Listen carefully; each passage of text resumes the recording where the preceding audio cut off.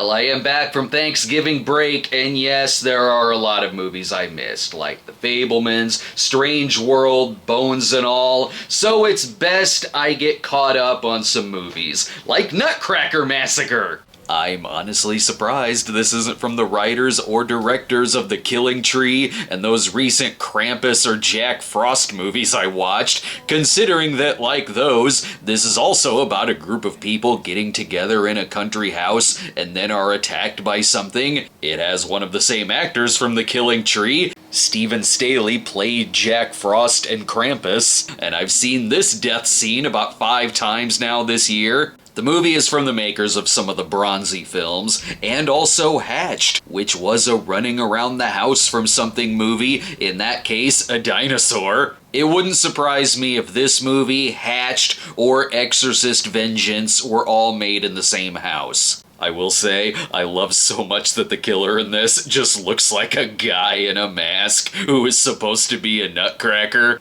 The mask is great. It looks like someone tried making a mask out of the Dr. Claw action figure and then dropped it. I loved scenes where the mom is like, "Oh, I found this 6-foot nutcracker in the attic. Isn't it great?" And it looks like a dude is just being a perv and standing in the corner watching. I was getting a little worried in the opening, though, when we start out with a death scene, and then it cuts to, really? We're 2 days earliering Nutcracker Massacre? Really? I've already decided I'm watching this movie. It's not like I'm gonna be like, this had better open with a lame death scene that you'll just show to me again later, only 20 minutes in. Some of this may have to do with Patrick Bergen's toy maker character, who absolutely loves nutcrackers. Ah, the Nutcracker.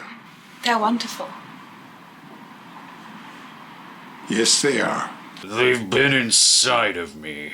Regardless if he has something to do with it or not, he will be on hand for the "do you know the history of the Nutcracker" scene in this giant exposition dump that's actually done okay, because it splices in a death scene as well as a flashback about another crazy guy obsessed with nutcrackers. This flashback had a good enough plot to be its own movie. There are decent things about this. The Nutcracker, while I never bought that he was made out of wood, is a little creepy sometimes and rather intimidating. It probably helps that he does just stand there quietly without ever saying any terrible puns or any other lines. It is a very character-based movie. They're all types, sure, but the movie does focus on them a lot, without dragging scenes out for an eternity like some of the other movies did. I like when they're more concerned about the missing nutcracker than they are a character's missing boyfriend.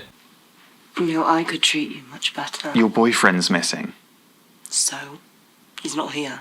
That's not the only time characters are dumb, in kind of a funny way. Everyone is looking for you.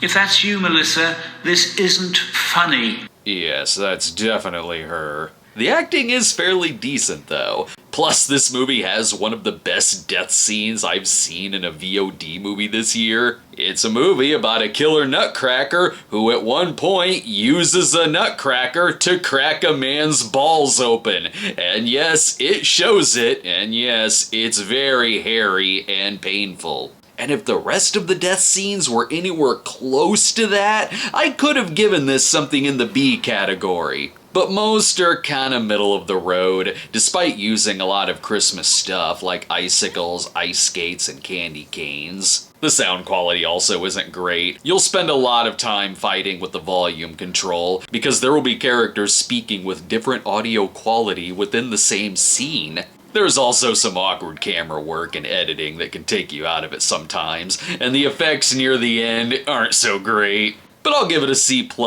It is the best of these VOD Christmas horror movies I've watched recently, so I gotta give it that. And stay tuned because I'll have a review for another violent-ass Christmas movie coming out. It's literally called Violent Night. See you then.